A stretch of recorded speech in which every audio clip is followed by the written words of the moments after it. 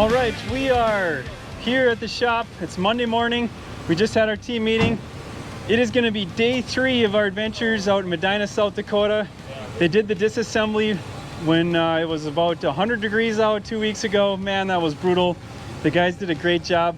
But now 6 of us are going out. We're going to do 2 IS Recon installs. We're going to finish the SDX install, a rebuild, putting it all back together, and also his cart, a 2320 Flexi-coil cart. So the guys are just finishing loading here. Ready number 1 and ready number 2. I'd say we're ready. That was an impeccable backup job. My truck is loaded. We got some SDX rows here that the guys had to press out some pins that were really stuck in there. Some arms and pins, so that's going to be in this truck. Our 1 ton, our tonner there has got the heavier stuff. We got a trailer full of tools and some parts.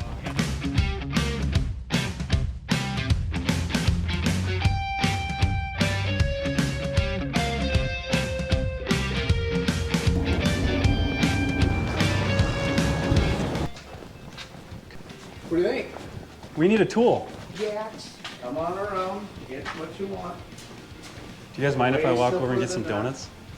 Did you guys bring some last time to the farm? No. Pick them? You know what? You can just get us assortment. Okay. It's gonna be a good day.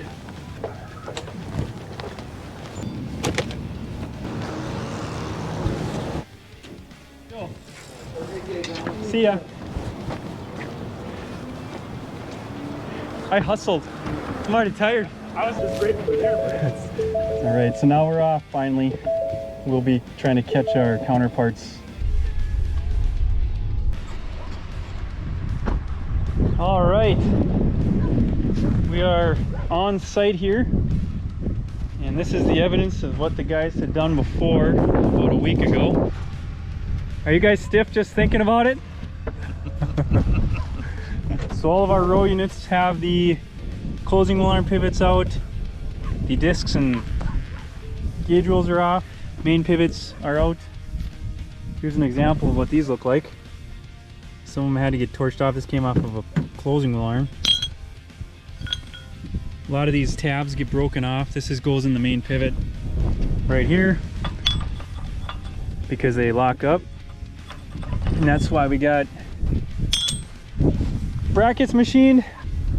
So here we send these out to get machined, or we send new ones, and what that does is it opens up the hole, and then we put a spring bushing in there, and which is really hard, by the way. This is mild steel, but the spring bushing is really hard. And then a new pin that's harder from us really takes care of the slop. We'll show you that later. All right, and on the cart, you guys got it all disassembled here. You can see there, that's the start of the steel tank and the plenum. There's all those parts. Oh, this agitator rod looks nice.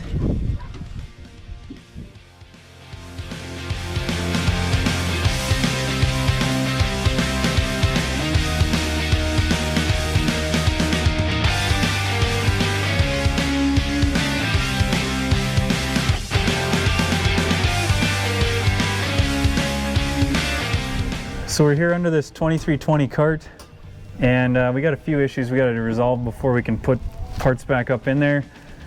First being, we've got some broken studs here, and what we got to do is try to grind this flush, hit it with a punch so that it keeps the drill bit in the center, and then drill it out.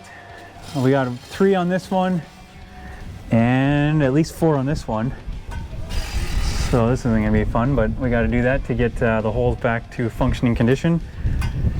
We may have to run and go get a tap. We didn't bring a tap with us, so that'll probably slow us down, but we'll see where we can get without it. Nothing like having a grinder right next to your head.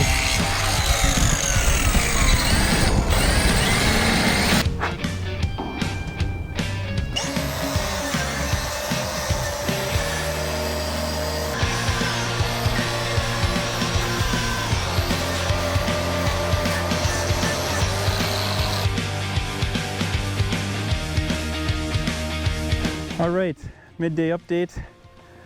Looks like Ethan Holder here is putting these new scrapers on, getting them set close to where they're going to be, and we'll do a final adjustment when the discs are on.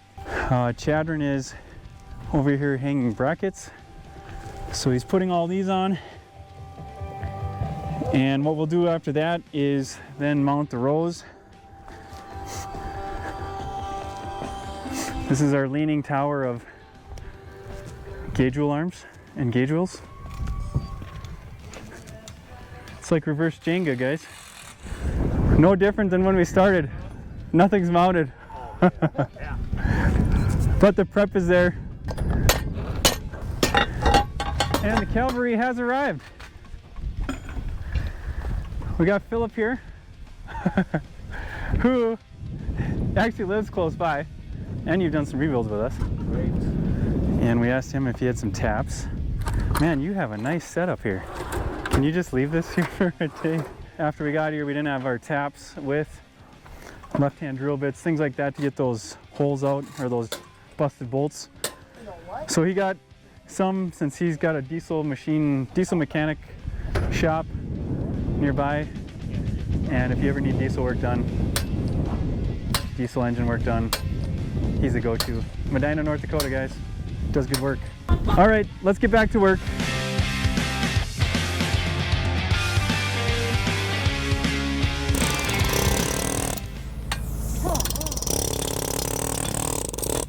John's getting these bushings out, which are a real pain in the butt. All the mounts are hung on the row units now. Unique about this one, what we do is we actually send these off to get machined, like I said before, and then we put the spring bushing in. And so what that does is it takes care of the slop in here that basically just happens because the pin's slopping back and forth. Sometimes the pin will seize up in the row unit and start to rotate. So now it's rotating on here, and then it wears out really fast. So here's a row that we've installed. We've got new bushings in this main arm and in this piece here after it's been machined. Brand new pin. The pins are really nice. This is actually a hardened pin that we put a thicker flag on it too, so that they don't break off as easy. I don't know that any of them have broke off yet. This thing's side to side. So when I wiggle this row unit side to side now, there's a little wiggle, but it's very little. I'll bet you it's back to factory, brand new. It's probably moving maximum a 1/4 inch, probably 1/8 of an inch. And some of that it's really hard to take care of because of misalignments and some tolerances. We've got a little bit of clearance. Otherwise, if you try to clear the pin through on this mount and it's not all lined up and there's not enough tolerances, it actually hits the other bushing and drives it out the other side, which is a pain in the butt, but it's going pretty good. Really good, really tight. And over here, we're trying to decide if we're gonna do a dedicated single chute, which we'd put in these Y tubes instead of what it is now, plastic selector manifold thingies. So what this does is it's labeled single chute, and that means it's set in the single chute position, and this can move, get rotated back. Now it's double chute. Okay, now it says double chute. What it did was it selected now this top run instead of the bottom run. Problem is he never uses it and it's all capped off anyway. We're thinking we'll go to the Y tubes, which just take it down to the bottom run right away, kind of like something like this except for stainless, and then it'll be good to go. Then he's done. If he ever wants to do double chute, he can always convert it later. But look at this beauty. Yeah. All right, back to work.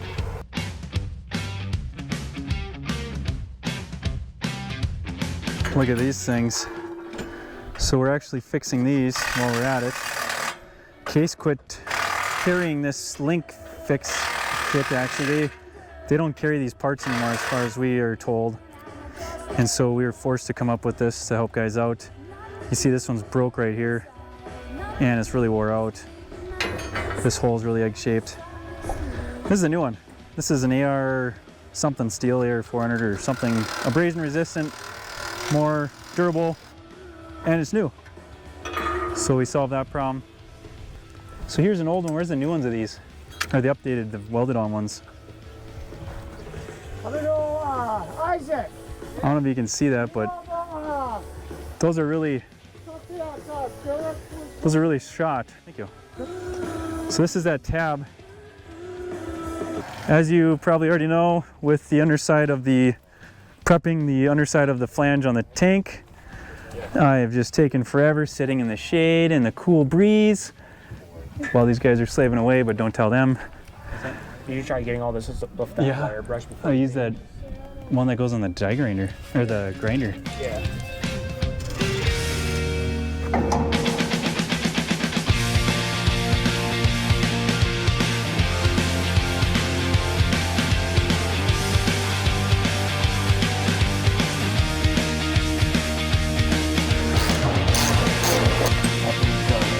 Just one bolt out of 15 days.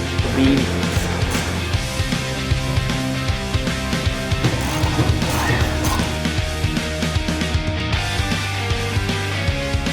Checked the spacing with the meter cartridge installed with the sensor here, and then the bearing here that rotates this fork. We got that set to what we think it needs to be. So grease zerks are greased, rotates really freely, and we are ready to put this one up in place. We're going to do the front one here first, and Isaac is getting some brackets installed before that happens. Hey guys, it's getting close to the golden hour moment here with the sun starting to set. It's about 7 p.m. The guys have been doing a great job keeping up very diligently on this job. As you can see, we've got all the rear rows hung, and we're starting to stage the front rows to get hung. It's really nice looking there.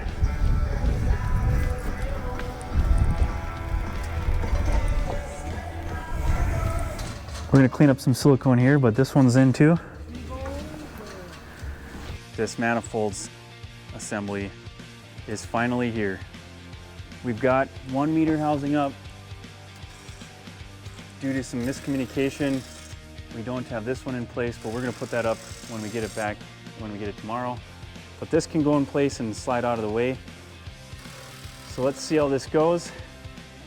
And let's make this thing get up here so we can get done.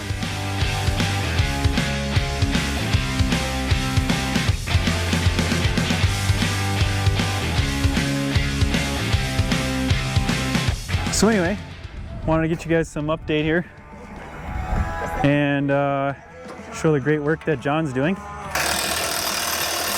He's putting on some seat tabs.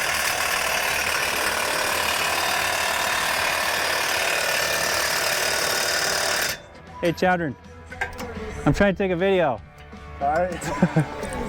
What are you doing, Greg? I'm putting bolts in right now, tightening the pin in, making sure it's locking in position. Okay, nice. So on one side we've got the flag welded to the pin, and then that's bolted here. We've got grade 8 flange hardware that seems to hold up the best to not shearing off or getting loose. And then on the other side, what Greg's putting on right now is just another tab that kind of is the same thing that's welded to the pin but just loose. And what that does is it keeps the bushing, there it is, right there. And that keeps the bushing that's pressed into this bracket from coming out. That's something that I actually learned after my first one doing. A farmer called me and goes, "Hey, my bushing's falling out on one row." I was like, uh-oh. So we decided to put a retaining plate in there. And there's Ethan.